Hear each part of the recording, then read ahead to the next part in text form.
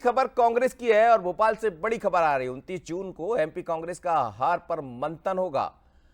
Fact finding committee इस पर बैठक करेगी और पृथ्वीराज चौहान की बात करें, सांसद सप्तगिरी उल्का रहेंगे मौजूद। विधायक जिग्नेश मेवानी भी यहां मौजूद रहेंगे क्योंकि तीनों को जिम्मेदारी मध्य प्रदेश की सौंपी गई है। सभी 29 लोकसभा उम्मीदवारों से 1-to-1 चर्चा करने वाले 30 जून को होगी पॉलिटिकल अफेयर कमेटी की बैठक।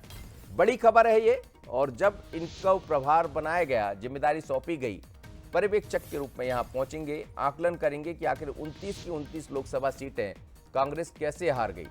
अब क्या जब पृथ्वीराज और हम बात करें जिग्नेश यहां पहुंचेंगे या सप्तगिरी उल्का यहां पहुंचेंगे, तो बैठक के बाद कुछ नया भी दिखाई देगा।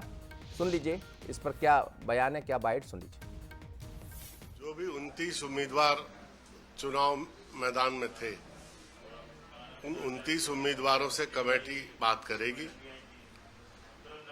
और हारने के पूरे कारण उनसे पूछेगी कि किन कारणों से कांग्रेस पार्टी की और उनकी पराजय हुई।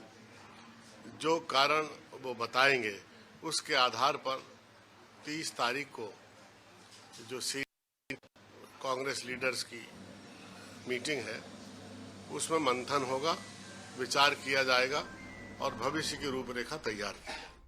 चलिए, भविष्य की रूपरेखा तैयार होगी, हारने के बाद मंथन होगा, चिंतन भी होगा। चिंता इस बात की है कि आखिर 29 सीटें कैसे हार गए। हमारे साथ हमारे सहयोगी सूरज जुड़ रहे हैं, सूरज से बात कर लेते हैं। इस समय पीसीसी मौजूद है। सूरज, क्या कहेंगे? ये तो लंबे समय से कहा जा रहा है कि अब मंथन भी होगा, चिंतन भी होगा, लेकिन मंथन मंथन के बाद जो अमृत निकलेगा वो किसकी हांडी में गिरेगा? किसी का कम तो नहीं हो जाएगा? देखिए, बिल्कुल जिस तरीके से लगातार कांग्रेस हार को लेकर मंथन कर रही है और फैक्ट फाइंडिंग कमेटी बनाई, इसमें पूर्व मुख्यमंत्री पृथ्वीराज चौहान उसके अध्यक्ष हैं। वो 29 तारीख को बैठक होगी, इसमें तमाम जो उम्मीदवार हैं लोकसभा के वो भी शामिल होंगे। और खासतौर से आखिर हार क्यों हुई, क्योंकि कई सीटों पर कांग्रेस कह रही थी और आला कमान को भी विश्वास में लिया गया था कि 6 से 8 सीटें वो जीतेंगे।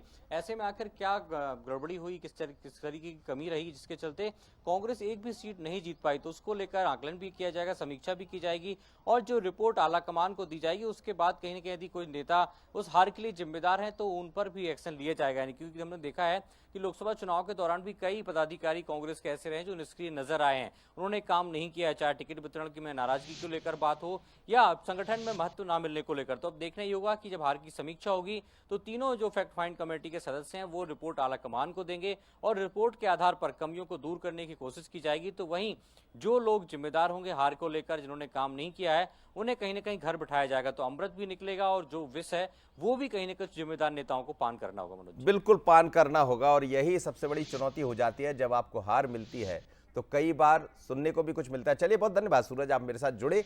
लेकिन सूरज जो बता रहे थे उससे समझ आ रहा है कि आने वाले दिनों में कांग्रेस के भीतर बहुत कुछ होने वाला। 29 तारीख को ये बैठक होगी जिसमें पृथ्वीराज चौहान सहित 3 लोग